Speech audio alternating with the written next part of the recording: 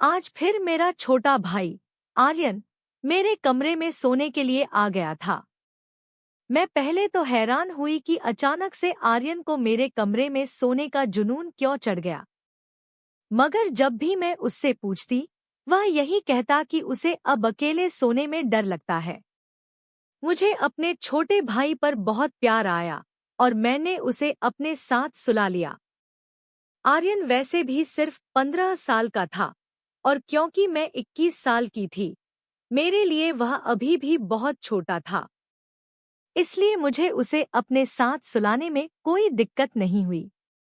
इस तरह अब लगभग रोज ही आर्यन तब मेरे पास सोने के लिए आता था जब मैं सोने वाली होती थी। पहले पहले तो मैंने इस बात पर ध्यान नहीं दिया और उसे अपने पास सुलाती रही। लेकिन फिर कुछ दिनों बाद मुझे आर्यन के व्यवहार में अजीब सा बदलाव महसूस होने लगा। मुझे लगने लगा कि जैसे वह मुझे हर वक्त बहुत ध्यान से देखता है। और सिर्फ रात को ही नहीं, आर्यन दिन में भी मेरे आसपास घूमने लगा था। जब मैं किचन में काम कर रही होती, तो वह भी वहां आकर बैठ जाता और जब तक मैं वहां रहती, वह वहीं बना रहता। अगर मैं उसे कहती, तुम यहाँ क्या कर रहे हो? दोस्तों के साथ जाकर खेलते क्यों नहीं?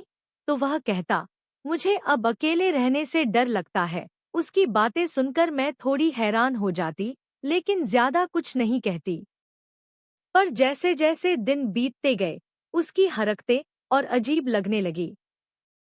वह रात में मेरे पास आता और फिर सोने की बजाय जागता रहता।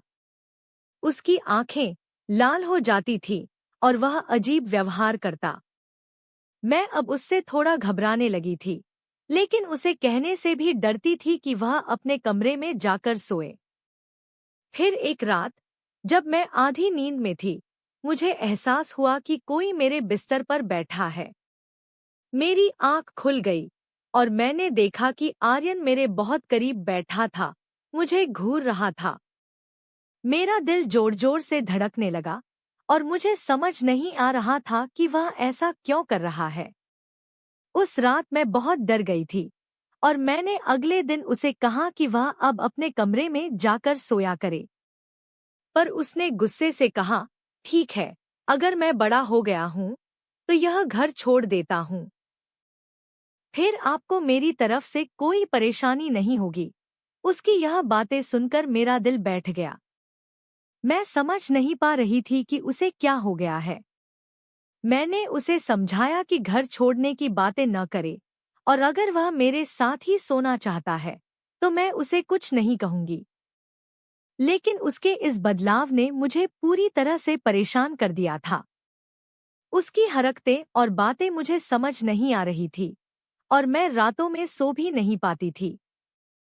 फिर एक रात, जब मैं जल्दी सो गई थी, मुझे एहसास हुआ कि कोई मेरे बिस्तर पर बैठा है। मेरी आंख खुली और मैंने देखा कि आर्यन मेरे बहुत करीब बैठा हुआ है। वह मुझे अजीब निगाहों से देख रहा था। इससे पहले कि मैं कुछ कह पाती, उसने अचानक से मुझ पर थप्पड़ मारना शुरू कर दिया। वह रोते हुए कह रहा था, दीदी, आपके कारण मेरी जिंदगी बर्बाद हो गई है। मेरे दोस्त मुझसे बात नहीं करते। हर कोई मुझे चरित्रहीन बहन का भाई कहकर बुलाता है। यह सुनकर मेरे पैरों तले जमीन खिसक गई। मैं समझ नहीं पा रही थी कि यह सब कैसे हुआ।